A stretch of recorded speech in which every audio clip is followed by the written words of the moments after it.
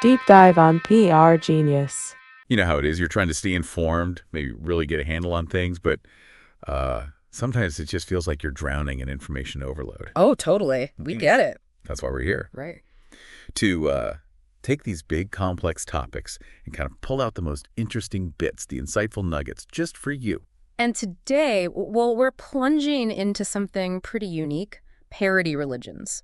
Yeah. We're going to look at two of the really big ones, the Church of the SubGenius and the Church of the Flying Spaghetti Monster. Looking at, where they came from, what they supposedly believe, and maybe what their whole existence tells us about, well, us, society. Exactly. These aren't your typical faiths, not at all.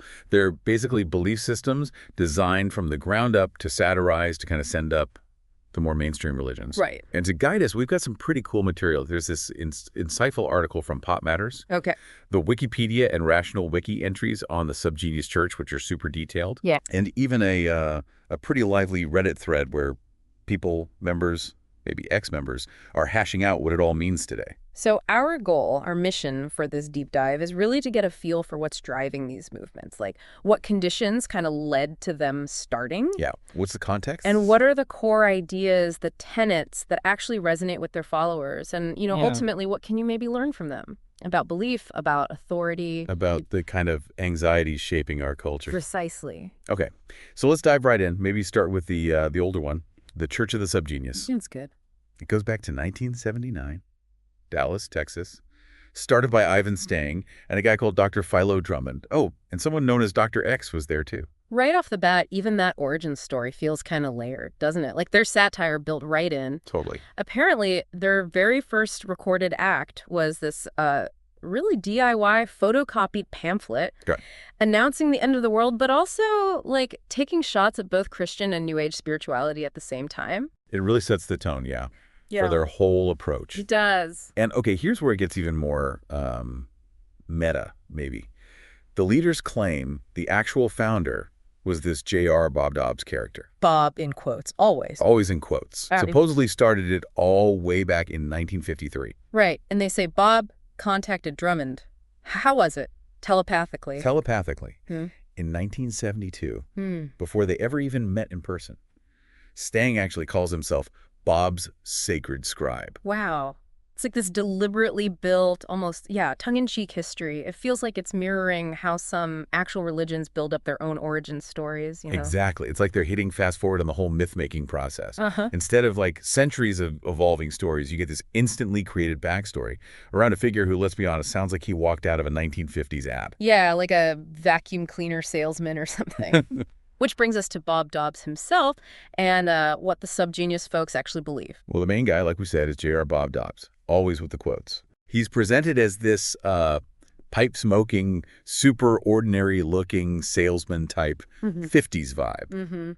But to the church, he's a world avatar, someone who's died and been reborn like tons of times. His picture, the one you always see. Yeah, the kind of clip art looking guy. That's the one. They say it's from old Yellow Pages clip art. It was like Ward Cleaver, maybe. Or just, a generic salesman. That's their main symbol. It's fascinating, isn't it, how they take this totally unremarkable image and just elevate it to this almost messianic level. Yeah. It feels like a really sharp commentary on how even regular people can become these objects of intense focus or obsession in belief systems or even just in pop culture. Absolutely. And the cosmology, it gets pretty wild from there. Oh, I bet. Their main deity is called Jehovah One, who is apparently an extraterrestrial. An alien, okay. Yeah, who supposedly contacted Dobbs back in the 50s. While Dobbs was, get this, either building something or just like watching TV. Watching TV. Oh, man. So this alien gives him superpowers or something. Pretty much. Supernatural knowledge, power, the whole deal. But here's the twist. Jehovah One, he's considered relatively evil. Relatively evil? Yeah, and wrathful. Part of this group called the Elder Gods, led by Yog-Sothoth. Wait, Yog-Sothoth from H.P. Lovecraft. The very same. And his spouse, also relatively evil, is Eris, the Greek goddess of discord. Okay, wow. So they're just pulling from everything. Sci-fi, horror, ancient myths. Yep. That deliberate mixing, it's such a SubGenius thing, right? This chaotic, almost intentionally nonsensical blend. It really messes with any idea of a, like, coherent theology. For sure. And you can kind of see echoes of other stuff in there, too, like maybe Scientology's ET themes. That Jehovah One sounds a bit like Xenu in some ways. That's a good point. There are definitely parallels being drawn, probably intentionally. And it doesn't stop there. They've got this whole complex mythology with, not just guides, but other aliens called Zists from Planet X. Yes, okay. And even mutants. SubGenius members are supposedly descended from Yetis. Yetis. Laughs slightly. Okay. It just keeps building this layers of, well, absurdity, really. It really does. And if you think about the bigger picture, they're drawing on all these fringe theories, bits of pop culture, and weaving it together into this intentionally crazy quilt. Yeah. It almost makes you wonder if they're saying, look, if you can believe one weird story, why not believe all of them? Yeah. No matter how nuts, and sort of underpinning all of this is this core belief in a massive conspiracy. Ah, the conspiracy. With a capital C, I assume. Probably. It's supposedly brainwashing almost everyone they call normal people pinks. Pinks. Got it. And this conspiracy is actively suppressing Bob's followers. It uses all these like fake empowering messages as a cover to control people. Okay. So basically, most normal cultural stuff, religious rules, whatever, it's all just propaganda from the conspiracy. That really taps into a pretty common feeling, right? That anxiety about unseen forces pulling the strings. But by making the conspiracy so huge and frankly kind of ridiculous, the church seems to be satirizing conspiracy thinking itself, like encouraging you to question who really benefits from these narratives. Now, you really can't talk SubGenius without getting into Slack, capital S-L-A-C-K. Right. And here's the kicker. Nobody can actually give you a clear definition of what it is. Right. That tracks. But it's absolutely central, embodied by Bob Dobbs, naturally. Members are always trying to get Slack, achieve Slack, believing it's the key to, like, a free, comfy life. No hard work, no heavy responsibilities. So freedom from work, basically. Yeah, definitely linked to avoiding work. Often linked to sex, too, apparently. Some people describe it as the ability to effortlessly achieve your goals. Okay. Others even compare it to the Tao, that sort of undefinable universal thing. That idea of Slack is so interesting. It's this, like, slippery, desirable thing everyone wants but can't quite grasp. It feels like a brilliant way to poke fun at our whole culture of productivity, the constant pressure to do things, and also maybe those self-help gurus promising easy success, or even, religious ideas of effortless salvation. What does that desire for an easy way out really say about us? Good question. So, okay, how do you do SubGenius? Like, what are the practices? Well, the instructions they give followers are pretty unique. Let's put it that way. I'm ready. Okay, first off, avoid regular jobs. Slack off is basically commandment number 1. Chuggles. Okay, slack off. They encourage you to buy church products, and they're totally open about being a for-profit religion, which, feels like a direct jab at it. Televangelism, the commercial side of some religions. Exactly. That Pop Matters article mentions that. They also tell you to rebel against law and order. Rebel how? Well, they specifically criticize security cameras, for instance. Even suggest hacking. Whoa, okay, hacking. It may be the most controversial bit. They suggest ridding the world of non-Yetis, the pinks. Ridding the world. Well, they seem to praise things like drug abuse and abortion as ways to do it. And they encourage members to exploit the fears of the conspiracy members, the pinks. Okay, wow. It feels really important to remember the likely satirical angle here. Absolutely, you have to assume. They're probably exaggerating these things, flipping common ideas on their head, like buying church products clearly mocks religious commercialism. Rebelling against law and order could be a comment on blind obedience. And the really shocking stuff, it's provocative for sure, but maybe it's meant to show the absurdity of exclusionary or violent ideas when you take them to an extreme. That makes sense, is pushing buttons. They also have their own events called Devivals. Devivals, like DEV. Yeah, like a twisted revival meeting. They're local gatherings, often in bars. Leaders take funny names, give these angry, kind of over-the-top sermons. So performance art, almost? Sort of. Pop Matters compared it to Pentecostalism mixed with, like, temporary autonomous zones. These fleeting moments where normal rules just don't apply. That sounds right. These devivals seem like a key way for members to connect, right? To perform their outsider status together, using humor. Gathering in a bar instead of a church. That reinforces the whole rejection of convention. And then you have X Day. You got to talk about X Day. Ah, yes, the prophesied end of the world. Originally predicted for July 5th, 1998. That was supposed to be the day the exists Planet X. would arrive, the world ends, and all the loyal SubGenius members get beamed up to spaceships. Yeah. For quality time with goddesses. Chuckles, of course. And, spoiler alert, It didn't happen. Shocking, I know. But instead of just, packing it in, they adapted. they turned it into an annual party, a celebration of the non-arrival. That's brilliant. It's seen as this huge ongoing satire of failed doomsday predictions. It really is. It shows how you can keep a narrative going, even when reality completely contradicts it. Just reinterpret. It highlights how belief systems sometimes shift the goalposts when prophecies fail. The church has also put out a lot of stuff. Books, like the Book of the SubGenius. Their radio show, Hour of Slack, which is a podcast now too, videos. Their texts are often described as being like collages, remixes of cultural junk. That whole multimedia remix approach fits perfectly, doesn't it, with their culture jamming vibe. Taking existing stuff, mashing it up, creating new meanings. It makes you think about how much of our own understanding is built from these little cultural bits and pieces we absorb. So, okay, stepping back. Looking at the whole SubGenius phenomenon, what's the big picture? Well, it's pretty clear it's seen widely as a parody religion, right? Yeah. It's taking aim particularly at Christianity, maybe Scientology too. That Jehovah One Xenu thing is hard to ignore. Right. And their whole style, the rhetoric, it really mimics that over-the-top 80s televangelism. The fake commercialism seems like a direct hit on prosperity gospel stuff. And academics have apparently spilled a lot of ink trying to figure out what it is exactly. Yeah, is it just a joke religion, a faux cult, satirical pseudo-religion? Or could it actually be a religion for some people? Like a real path to liberation through culture jamming? Some members apparently do see it as a real religion, which really blurs the lines, doesn't it? It does. It's been compared to older groups, like the Ranters in England way back. Known for being deliberately shocking. Exactly. And more modern stuff like Discordianism, which also rejects absolute truth, heavily influenced by Robert Anton Wilson. That Discordianism link makes sense.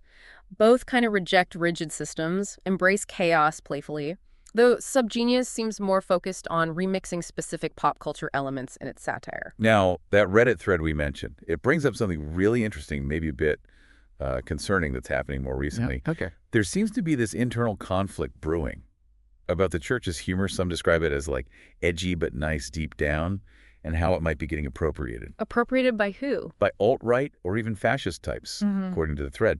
There are worries that the ironic bigotry meant to mock real bigotry is actually being twisted or used to promote genuine hate. And that the whole idea of Slack is being misused in those circles. Wow, that's a huge challenge for any movement based on irony and satire, isn't it? Seems like it. Because once your symbols and jokes are out there, people can take them and run with them in ways you never intended. That line between satire and sincere belief can get incredibly fuzzy, especially online where context gets lost or twisted. Some members on Reddit are pushing back hard, apparently, arguing the church has always been anti-authoritarian, always inclusive, and this is a perversion of it. There's also debate about their traditionally apolitical stance. Like, in the face of rising fascism, can you really stay neutral anymore? Is that ethical? That internal struggle really mirrors bigger conversations happening everywhere right now, doesn't it? About the responsibility of art, humor, satire in a super polarized world. Yeah. Can something that started as playful subversion keep its original meaning when its language gets co-opted for harmful purposes? It raises big questions about satire's limits and lifespan as a tool. It's also worth just quickly mentioning some of the well-known people linked to SubGenius over the years. Mark Mothersbaugh from Devo. Oh, wow. Okay. David Byrne from Talking Heads. Mojo Nixon, the cartoonist R. Crumb. R. Crumb? Makes sense. Penn Jillette, the filmmaker Richard Linklater. A whole bunch of creative kind of counterculture figures. That definitely underlines its roots in art scenes and alternative subcultures. Highlights its appeal as, cultural critique and playful rebellion. Okay, whew. That's a lot on SubGenius. Should we shift gears? Yeah, let's talk flying spaghetti monster. FSM, much more recent, right? Oh, yeah. This really blew up around 2005. It was the creation of Bobby Henderson, who was, a 24-year-old physics grad student at the time? Yeah, Oregon State University. And its origin is super specific. It was a direct protest. Against the Kansas School Board, right. When they decided to allow intelligent design, ID, to be taught in science classes alongside evolution. Exactly. Henderson's response was, honestly, pretty brilliant. He wrote this open letter to the board, basically demanding equal time for his own creation theory, which Yeah, read, but the universe was created by an invisible, undetectable, flying spaghetti monster. yes. He even suggested like a three-way split for teaching time. Yeah. 1/3 ID, 1/3 FSMism, Yeah. and 1/3, actual observable science. The directness of that satire is just so effective. He wasn't just vaguely poking at religion, he was targeting the specific logical fallacies he saw in the arguments for intelligent design. Right. By proposing this equally absurd alternative, he just perfectly exposed how ID lacked any real scientific basis. And he put the letter online, and boom, it just went viral. Totally. Led almost immediately to the Church of the Flying Spaghetti Monster online, Pastafarianism. His letter got picked up everywhere, New York Times, Washington Post. It became this instant symbol of opposition to ID. And you have to remember the timing, too. Mid-2000s, Bush Jr. era. Right. The religious right felt pretty influential then. Henderson himself commented on it, called it exciting times in holiness. With politicians pushing religious stuff and science kind of getting sidelined, FSM tapped right into that cultural moment. And the beliefs, the practices, Yeah. they were just as wonderfully absurd as the start. The deity, obviously, is the invisible, undetectable FSM. Whose noodly appendages meddle in things. Constantly. Bobby Henderson is the prophet. Followers are mostly online, college students maybe. But sometimes they do take it offline, often involving specific attire. Yeah, the core of it is that playful absurdity highlighting the lack of empirical evidence for creationism. The whole invisible, undetectable monster thing perfectly mirrors how you can't really disprove certain religious claims. It makes you think about, like, who has the burden of proof here? And you absolutely cannot forget the chosen people. Oh, right, pirates. Pirates, they're the original Pastafarians, apparently highly revered. Priests wear full pirate regalia. Their scripture is the Gospel of the Flying Spaghetti Monster. They have 8 commandments, phrased as, I'd really rather you didn't. Love that. Which include gems like, don't act like a sanctimonious, holier-than-thou ass when talking about the FSM. And don't use my existence as a means to oppress, subjugate, be mean to others. Even though it's funny, there's actually a pretty solid ethical core in there, isn't there? Totally. It's emphasizing tolerance, humility, not using religion to be awful. It's clever, embedding positive values inside the satire. Their symbol is that riff on the Christian fish symbol, the ichthyes, but, pasta. Spaghetti fish, yeah. They have holidays. Passover, eat pasta. Ramadan, eat ramen. Naturally. And, of course, international talk. Yeah. Like a pirate day is a big one for them. And the afterlife. Heaven's got a beer volcano and a stripper factory. Well, hell has stale beer and strippers with STDs. Again, it's such sharp satire of earthly desires and fears projected onto the afterlife, right? By making it so ridiculous, it makes you question those simplistic, materialistic pictures of heaven and hell you sometimes see. Even their creation myth is pure parody. Explains that the FSM's noodly fiddling made Earth look older than it is. Directly mocking young Earth creationists. Exactly. Henderson's goal seems really clear throughout. Use this absurd parody to show the flawed logic behind ID, pointing out fallacies like card stacking, ignoring evidence, Right. arguing from ignorance it's true because you can't prove it false, and that after this, therefore, because of this error, it's like teaching critical thinking but with pasta monsters. And it seemed to land. That Pop Matters article suggests the backlash against the Kansas decision, which did get overturned later, Right. was definitely fueled partly by the humor of SSM. Other school boards thinking about ID seemed to back off fast. One board member apparently said they'd become the laughingstock of the world. Yeah, the equal time argument Henderson made had real legs, too. Pastafarians have actually managed to get FSM statues placed next to other religious monuments in public spaces sometimes. Useful. Yeah, and people have challenged rules about religious exemptions by insisting on wearing pirate gear, like colanders for official photos, like driver's licenses. Bring a colander on their head. Yep. As religious headwear. It's playful activism, but it forces a conversation about religious freedom, separation of church and state, what counts as a real religion. Wow. That's taken the parody pretty far. And just like SubGenius, FSM has its own book, The Gospel of the Flying Spaghetti Monster. Became a bestseller, apparently. Yeah, after a bidding war even. The book digs into how religions often argue their case and how humor can be this really subversive tool in these culture war debates. So FSM's success really seems tied to its sharp, accessible satire, hitting a very specific cultural nerve at the right time. Absolutely. Mm-hmm. By taking all the standard pieces of organized religion, invisible God, prophet, scriptures, rules, afterlife, myths, and applying them to something so undeniably silly. Like a flying spaghetti monster. They just brilliantly laid bare the underlying structures and assumptions common to a lot of belief systems. Okay, so we've just done this deep dive, looked at these two really distinct, fascinating parody religions: origins, beliefs, practices, impact. Let's circle back to that initial mission. What does all this tell us? Well, what really stands out is how both of them, in their own ways, are wrestling with these big questions, right? Authority, belief, societal anxieties.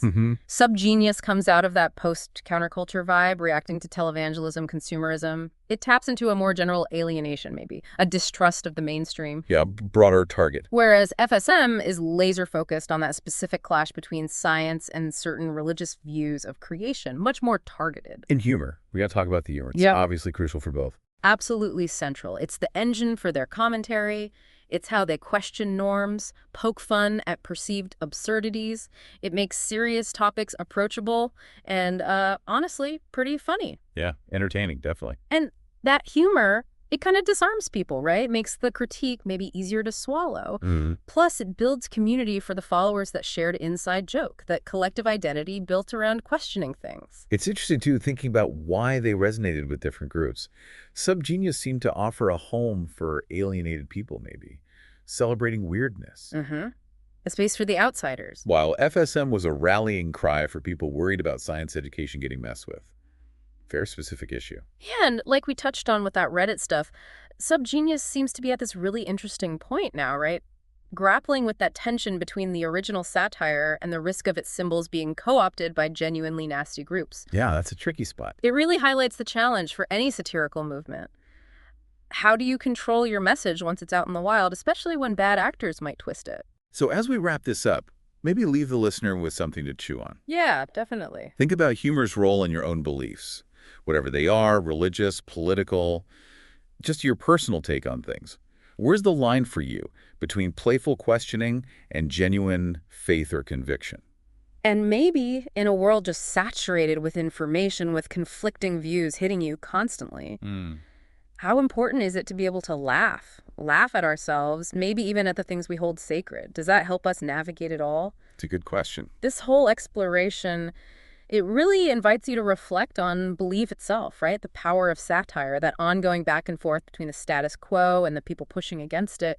Makes you think about what it means to believe anything, why you believe what you do. And the role humor, maybe an underestimated role, plays in figuring out this complicated world.